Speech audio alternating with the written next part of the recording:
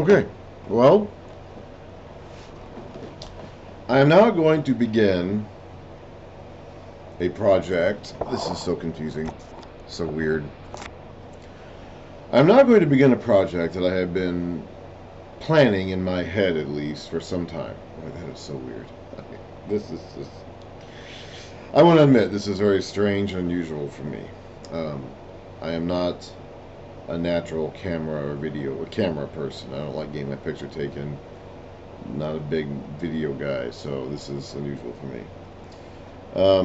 I do have an access to a camera now. Part of the reason why I've been slow to implement this idea that's been in my head for some time is because I have not had the proper equipment until relatively recently.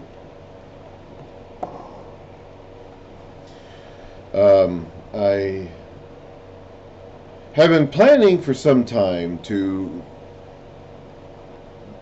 video myself reading through the Bible and talking about it. This is what I do.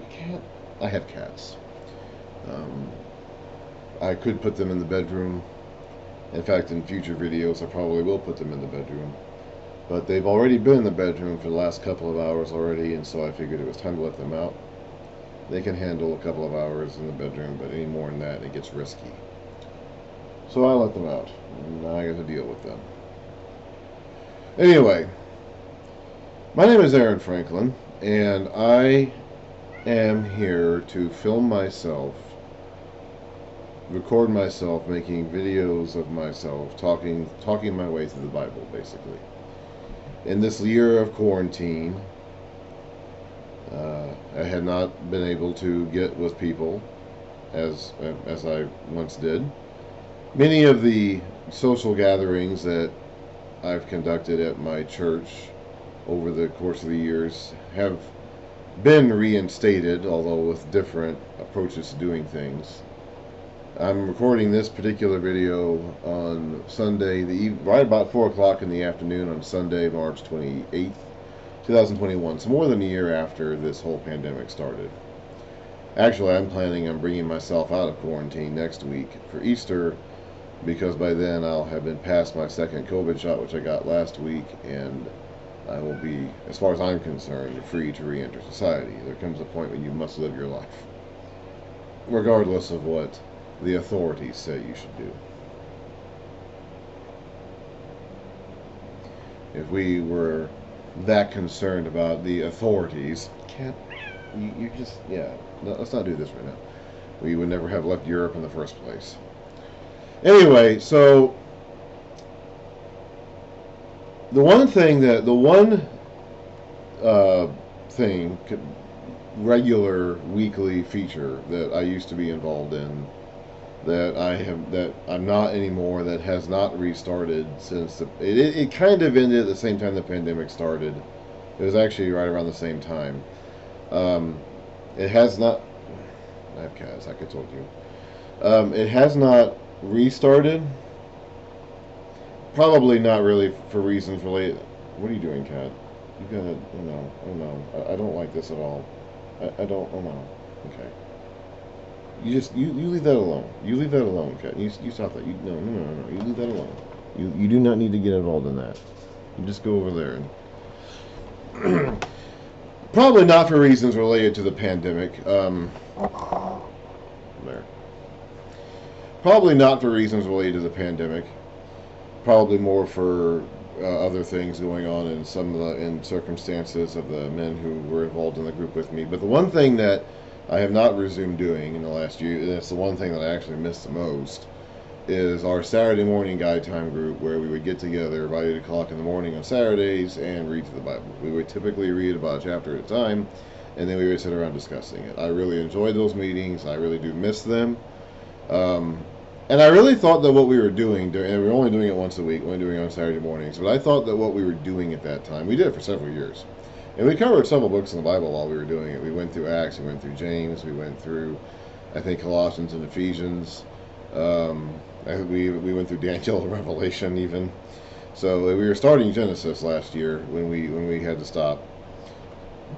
And so we only could read about a chapter at a time. maybe a little bit more than one chapter at a time. Maybe we only met once a week. And I really thought that what we were doing was closer in spirit, although we were only meeting once a week, was closer in spirit to how the early disciples actually got together and read the scriptures.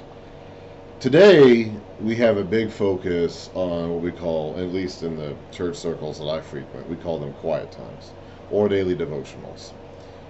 That's a big focus in the church culture today. It has been. I'm 40 years old this year. Ever since I can remember, the idea of the daily devotional or the daily quiet time has been a big focus. And that's not, I don't think it's wrong to focus on that. I do, however, believe there is a problem when we don't focus on growing beyond that. When we understand like daily Bible readings today, when we think of that, for example, one of the big passages that's often quoted at the church I go to most frequently these days is, or at least it used to be, is, I mean, I haven't been there in a year. I'll find out what it's like when I go back next year, won't I? Or next week, I should say. But one of the big verses that was quoted, at least when I was new in this particular congregation a number of years ago, was the one in Acts where it said the Bereans were of a more noble character than the Thessalonians and studied the scriptures every day to see whether what Paul and the people who were preaching said was true. And that was often used in the context of justifying daily devotionals, which is not incorrect, but my problem is that I think we have allowed ourselves to settle for daily devotionals or our daily quiet times as being kind of like the end-all, be-all, and we aren't growing any further beyond that. I believe there are significant shortcomings. When we talk about daily devotionals, when I say that, or the daily quiet time, when I say that, and I say that we need to grow beyond that, what I am taking that to mean, and what I have, another cat is not bothering me, what I have traditionally understood that to mean is the idea that you get up in the morning, typically it's in the morning, most people who advocate for this will advocate doing it in the morning. I'm not a morning person, so I'll admit this right away kind of puts a bit of a barrier between me and the daily devotional people, because I'm not a morning guy. I'm an evening. In fact, I'm a late night guy. I stay up late at night. That's just the way my body. Anyway, that's a whole other discussion. But the daily devotional people will often talk about, you know, what I understand it to mean. Like oftentimes when I talk about it, when I mention this, what I'm referring to is this concept: you get up in the morning, you make your coffee or whatever. You don't need to get in this either. I have one cat that's a real troublemaker. She's already over there. Oh no, here, oh no, oh no, oh no. Here's the big fat cat. She's not the troublemaker so much. She can be. The troublemaker has already been over there. She was here a few minutes ago. We'll see. Anyway, when I mention the, I'm sorry. I'm sorry for all this roundabout. That's just the way I talk. So, what I'm referring to that, and how it's often been presented to me, to the degree that this is how I internalize it. This is what I'm referring to when I say it, when I speak of it. Is you get up in the morning, you go out and you have like your coffee or whatever. I'm not a coffee drinker, so I don't know how required that is in this. You sit down at the table with your Bible. You have this assigned reading or whatever that you follow. You read a chapter or two. You pray to God about how to properly apply the teachings of that particular Bible passage to your life that day, and you go about your day. Like that is what I'm referring to when I talk about the daily devotional, and I say that we need to move beyond that, because that is often that is I believe how it is presented and taught. That's how I understand it. That's how I believe it's meant to be understood. And I think that this is, and I don't believe it's wrong necessarily to do that or to make it your goal to do that every day. I do believe there comes a point, though, that we need to grow beyond that. I also don't believe that's how the early church interacted with their Bible, and I certainly don't believe that's how the ancient Jews interacted with their. Hang on a second, the third cat now is. I don't believe that's how the. Oh, there she goes. Okay, never mind. In future videos, I will try to put the cats up so they're not as much of a nuisance as they're being in this one. I also don't believe that's. I certainly don't believe that's how the. In fact, I know that's how the not how the ancient Jews interacted with their scriptures at the time. So when Acts, for example, when it's recorded in Acts that the Bereans were a more noble character than the Thessalonians and they said scriptures every day, I believe what it's talking about is that these people got together as a group, as a congregation, or at least as a fellowship, and they would read it out loud, and then they would discuss it. They would read these letters that these apostles were sending them. Okay, what are you doing, Kat? No. You don't know. No. I don't want them to get involved. The camera has a cord that connects to the computer down here, and it would be very easy for the cats to get into that cord and bring down the camera, and I'm just trying to keep them away from here. Anyway, and I believe that what they did when they got together was they would speak to each other. They would read the letters, for example, the letters they were getting from Paul or Peter or whatever other letters they were getting, and they would read it, and they would read it out loud in a group setting. Remember, we're talking about a time period when literacy was not particularly widespread. Now, in the days of the New Testament, the days of the first century, the early generation of the church, by that point in world history, literacy was relatively common, as long as you were born free. Especially if you were male, but even a lot of women could read in those days. I think we actually somewhat underestimate the literacy rate amongst women in the first century Roman Empire.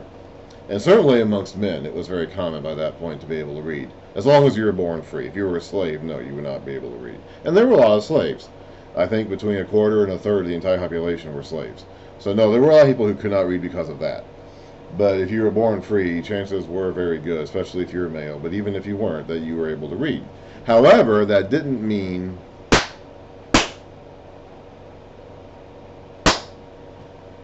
However, you still had the problem... Get down. Cat's never listened to you. That was. That's not really the... Oh no. I don't like what you're doing, Cat. However, that's not really the troublemaking cat. So the troublemaking cat is actually sitting over there on the couch.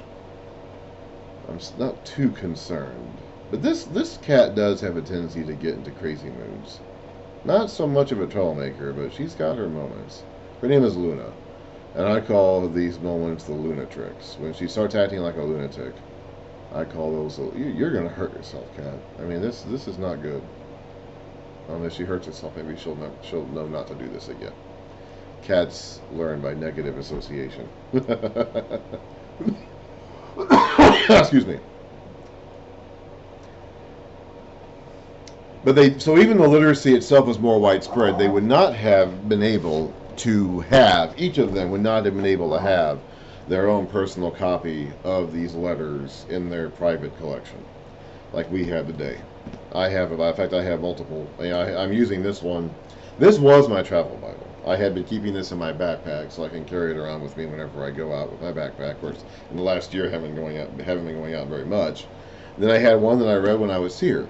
That was a hardback. This is a soft cover book. That was a hardback cover, and actually the front cover eventually fell off.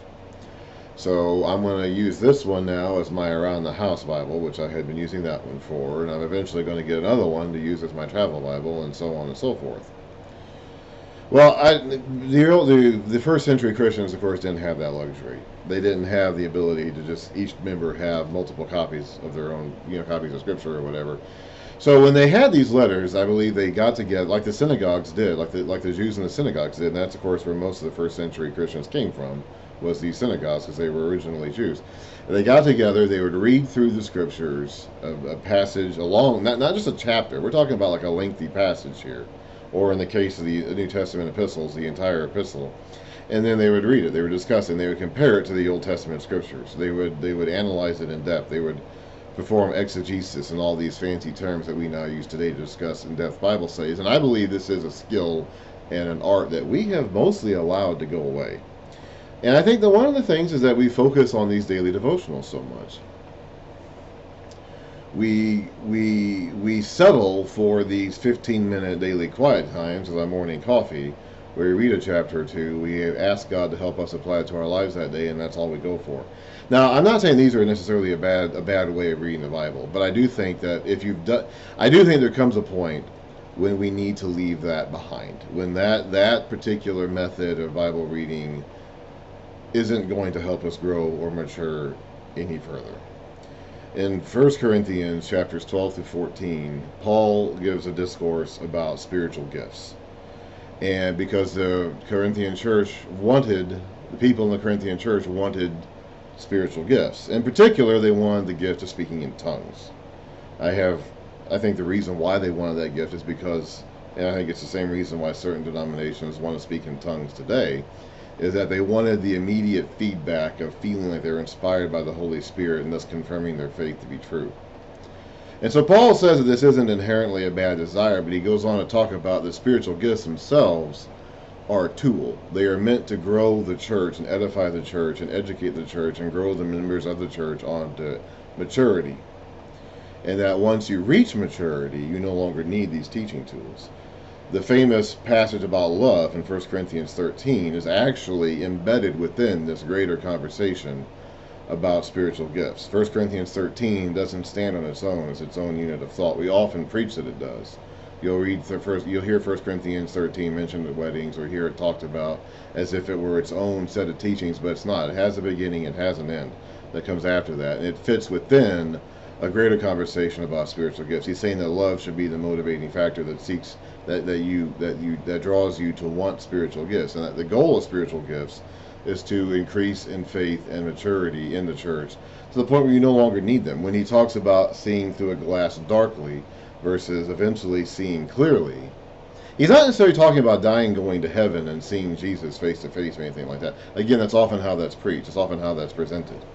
It's as though, it is preached as though, well, we won't see. We're going to see clearly when we see Jesus face to face. And that's actually, of course, that makes a lot of sense, but that's not in context what he's talking about. He's saying that when we grow and mature, we will see more clearly. In our younger, more immature days, it is though we see through a glass darkly. And that through the proper application of spiritual gifts, we eventually grow and see through clearly to the point where we no longer need the spiritual gifts. These other things will cease. Love will remain, but these other things will cease. And so I think there are other things besides spiritual gifts that could fit into this category of teaching tools that we no longer need after a certain point, and that holding on to them actually limits.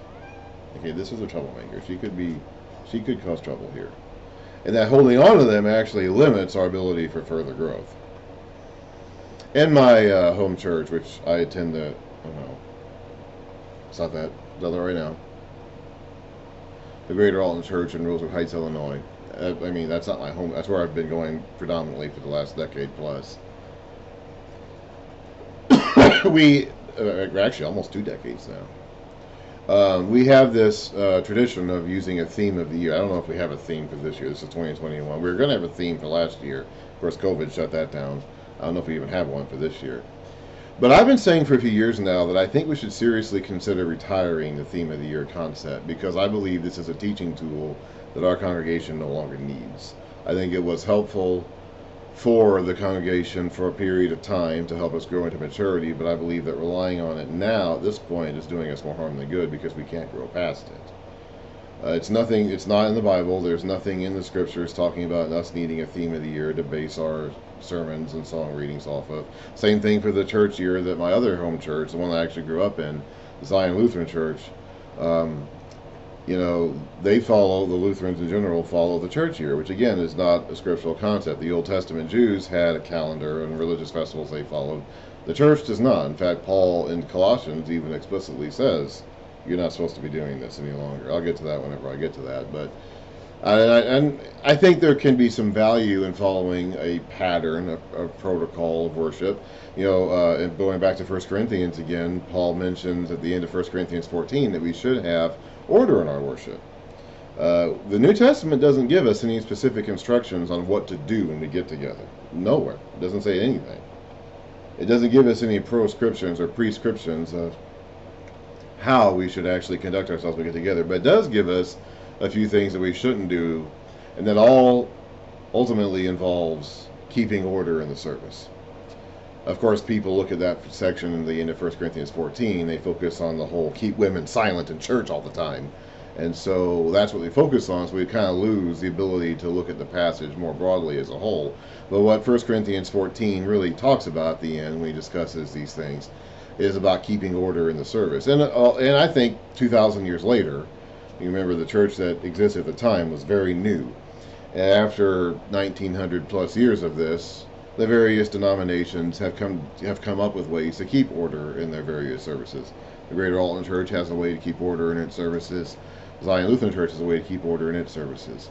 And so things like the church year, which Zion and the Lutherans follow to help keep their services, their scripture readings, their sermons, their song selection orderly, or things like the theme of the year that Greater Alton Church uses, are help with that. But I believe, and especially in the case of the Greater Alton Church, which is not as tied to a long-running historical denomination like the Lutherans are, like the Zion Lutheran Church is with Lutherans. I think that giving up things like the theme of the year could be helpful to our further growth and maturity, because I believe we've relied on some of these things as a crutch for too long. And I think that the emphasis on the daily devotionals, the 15-minute daily devotionals, is that way too. And I say that we have to I personally grew past those things about 20 years ago. Daily devotionals, in the sense of you get up, you have your 15-minute scripture reading, you pray to God to help you apply that lesson to your life that day, and you go on about your business. Like, I passed the point where those were doing anything for me when I was probably 20 years old. Those have not helped me grow at all for the better part of 2 decades now. And I'm willing to bet that we have a number of people who probably these things aren't really helping them any longer either, but they're doing it out of habit, or they're doing it out of pressure because they think they should. And so what I'm here to do in these video lessons, and this kind of grows out of, again, when I got together with my guys on Saturday mornings, I felt that what we did there was much closer in concept and in spirit to how the early church and the Jewish synagogues, even predating that, actually engaged with their scriptures and what we do when we have our own individual copies and we read through them. Again, I'm not saying we should stop doing that. I'm not saying that it's a bad thing to read your Bible every day for 15 minutes every day. But I am saying that I think we've made that our goal, our end all be all, and we have allowed ourselves to settle for that and are not going any further past that and are not growing beyond that, when at this point I believe we should be.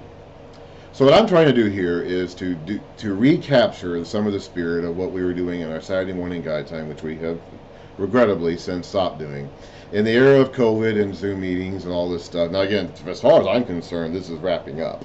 Okay, I'm speaking this at the end of March 2021, more than a year into quarantine.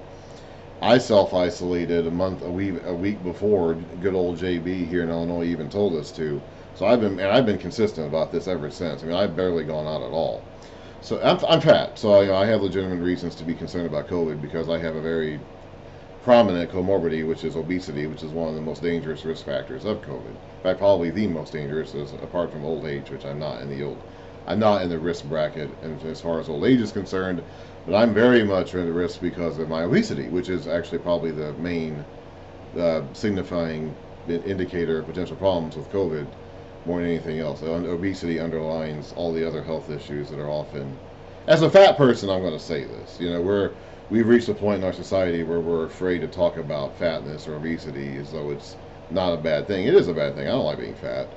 And all these other underlying health issues that make COVID more dangerous ultimately usually are attributable to obesity. In my case, definitely. So I don't have these other conditions, thankfully, but I do have obesity, so I've been staying in. I've been completely cautious about it, and I haven't been doing anything. As far as I'm concerned, though, this is nearly over, or at least we're much closer to the end than we are to the beginning. So it's kind of weird it's taking me this long. Again, I didn't even have the equipment until lately, but I am planning on starting a series like this. I'm a very long-winded speaker. I'm used to that. I have no idea how long this is going to. I'm going to go through the entire Bible. Now, I'm not planning on doing one of these every day. Okay, I do plan on being consistent about it, but I don't plan on doing these all the time. I mean, this takes a lot out of me, so it'll take me a little while. I mean, as far as the whole project goes, this will take me years. Okay, I'm not going to be getting through all this. I'm saying probably 2 years, maybe even more. I can usually get through a Bible reading in a year and a half. One time, I did force myself to get through the entire Bible from one cover to the other in the scope of 1 year, one 365-day block of time, in particular from January 1st to December 31st. We seem to emphasize that a lot too. That's another one of those things that we emphasize in our culture. I did that once. I've done that once. I can say that I've done that. I don't plan on forcing myself to do that again. I don't necessarily think that just because I've read the Bible a certain number of times in an arbitrary block of time, that somehow makes me holier unto God than reading the Bible, the same material, in a different length of time. So I'm not focused on timelines. I'm not focused on deadlines. I'm doing this purely for not for myself. I'm doing this for anybody who listens to me and actually wants to put up with my ugly face and my balding head and my ugly shirts and my torn up chair for my cats, my blank white wall, with a old smudge on it from where my chair used to sit up against it. Anybody who wants to put up, I'm as unattractive as possible, okay? You're not going to find anybody on the internet who is more unappealing or unattractive than I am. So anybody who wants to put up with me while I expound on what I read in the Bible, that's what I'm doing it for. Today, this particular video, I'm not even going to get into the Bible. This is simply an introductory video. I'm already at 26:39 right now by my count. And I'm only going to be able to do so much of this at a time before my throat goes out. And so today I'm probably going to go ahead and finish off where I am right now pretty soon here. There's not going to be any real pattern to this. Oh, I will say that when I go through this, I'm going to be when I go through the Bible, and by the way, the reason why I'm starting right now is because I completed a circuit through the Bible a couple weeks ago. I finished reading through Revelation a couple weeks ago. And so I'm ready to go back to the beginning. My method, my approach generally is to just loop through the Bible over and over in the order roughly in which I think the books were likely written. When I go through this, that's how I'm going to do. I'm going to start with Genesis, and I'm going to go through. There are two ways of measuring chronology when it comes to dating the Bible books. There is the order in which events likely happened, and then there is the order in which the books were likely written. Now, some of these books are so ancient and go so far back in time and are not named, the authors are not named themselves, that it's going to be very difficult to say precise. In fact, it's impossible in many instances to say precisely who wrote what. A good chunk of the historical material in the Bible is obviously compiled from multiple different documents that were written at different points in time. And so actually attributing any individual section or any individual book to a specific author at a specific point in time is an exercise in futility. I will, however, provide as much background and historical information on each book as I can as I go through it, in particular when it relates to the context of the book. I'm a big believer in context. Okay, big. We're going to see that right away when we get into Genesis. When we get into Genesis 1, we're going to go right into talking about how much the context matters to the meaning of that chapter and to the whole book. And I'm also going to say here, I don't have any sacred cows. Okay, it's like if I say something controversial or that something that some people would consider controversial, I'm perfectly okay with that. I believe probably that some of the things I've already said today were controversial to some people, such as my relative dismissal of the idea of daily devotionals, or at least my desire for us to move past that as our end goal. I have other things. There are other things, other traditions, other sacred cows, other things that people hold on to that I'm not going to have any problem bulldozing right through if I see them as problematic, or if I see them as traditions that we're holding on to for no particularly good reason. I come from a very traditional church.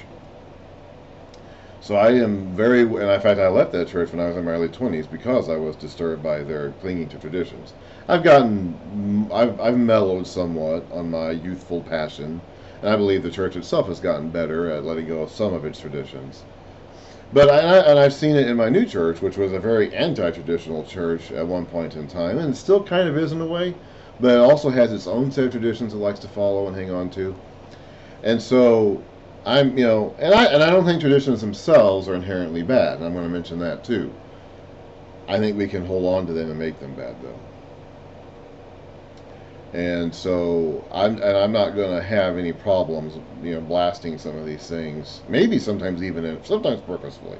There are going to be times when I will purposefully call out things. Jesus did that when he went out to the Pharisees. Okay, sometimes I think it is good to call out traditions or things that are harmful and label them as such. Sometimes I'm going to just do it because I don't even notice. So, anyway. As far as today goes, I think that's pretty much it. I've been talking for 30 minutes. I'm just rambling now. I might look into seeing if I can do any editing on these videos, but I'm going to kind of present them mainly as is. I don't want to. I'm not selling myself here, people. Okay, look at me. I'm looking at the camera when I look down here. I'm looking up at the monitor when I look further up here. I mean, look at me. I am a fat, balding, middle-aged, unattractive, single white guy living in a one-bedroom apartment in a small town in southern Illinois. Okay? I am as unattractive and unappealing as anybody you're ever going to find. I am the anti-star. Okay? There is nothing about me. I am void of charisma. I am void of celebrity. I am void of any selling attribute. There is nothing about me whatsoever that is going to draw a crowd. Nothing. Absolutely, positively nothing. Okay? So, I'm not doing this to attract attention to myself. And I'm long-winded. I'm intellectual. I'm a thinker. I'm like I said, I'll be speaking endlessly, rambling on and on. So these are not videos that I'm going to be using to hype up my own cult of personality. Okay, it's like I'm the exact antithesis of that. Like you're not going to find anybody anywhere in the world who is more on the opposite end of the spectrum than I am. So that's not what I'm doing this for. So I'm not really worried about necessarily editing these videos or making them presentable or making them beautiful or making myself popular. I want to make it authentic. I want to speak what I know from what I've read. I believe I've reached a point in my life and in my faith, in my walk, and in my development, in my own maturity, that it's time for me to start speaking this out. I was doing that. I've lost some of my options in doing that, and in the process maybe gained some more. This is not going to be interactive, unfortunately, unlike being with an actual group and speaking and listening to people. I'm not going to be able to have that luxury of hearing people talk back to me here, but you do what you can with what you've got, and this is what I've got, so I'm doing what I can with it. And I think that's enough of this for now.